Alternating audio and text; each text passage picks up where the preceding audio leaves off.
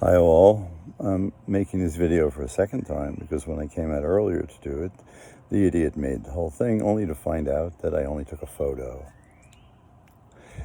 So what I want to talk about is an overview concept so that you can see how easy it is to appreciate the continuity between the endocannabinoid system and all of the symptoms that are a consequence of COVID infection and how they can be appropriately manipulated so that for most of us there will not be a problem.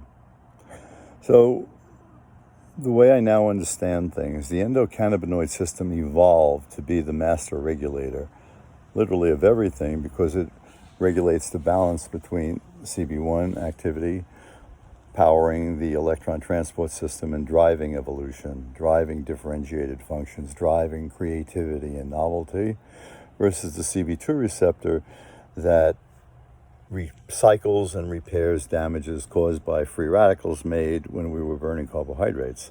So CB2 receptor activates fat burning. When we have viral infections, they require sugar burning in order to create all of those viral pieces. But while they're doing that, there is fat burning going on within the same cell. There's a balancing act that goes on.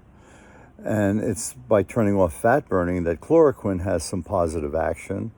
But the sensible thing to do is not deal with the problems after they're made, but to prevent the problems before they're made. And hence turning off sugar burning is intelligent, whereas turning off fat burning is not, especially when you consider that about 65% of your heart's energy is gotten from fat, because your heart needs to constantly repair itself and adapt to the demands of your environment, its environment, you.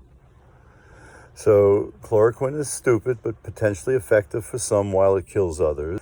Burning makes sense. You lose weight, you eliminate your metabolic syndrome, which is what predisposes the people who die in the first place. It's too much sugar.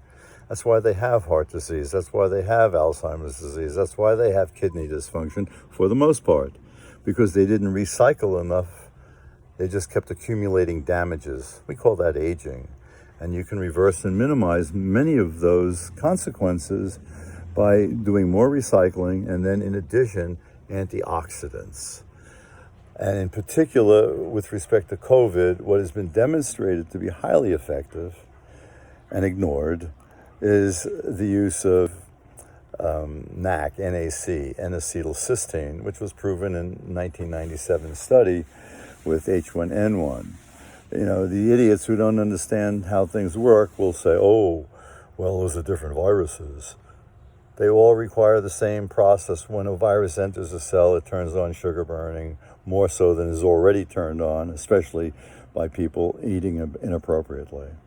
So take NAC, prevent the problems because it's a direct antioxidant.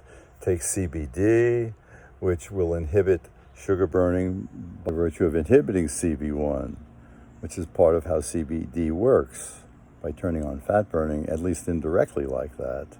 And then vitamin D, which directly turns on fat burning, and most people don't have enough of it, especially if you have any color. Most blacks are deficient in vitamin D and suffer the consequences, heart disease, diabetes, etc. So be smart, learn to manipulate your metabolism. You can learn a lot on my homepage, cannasapiens.com, CANNA-sapiens.com. Peace and love. Learn. Protect yourself with knowledge. Harm yourself with ignorance.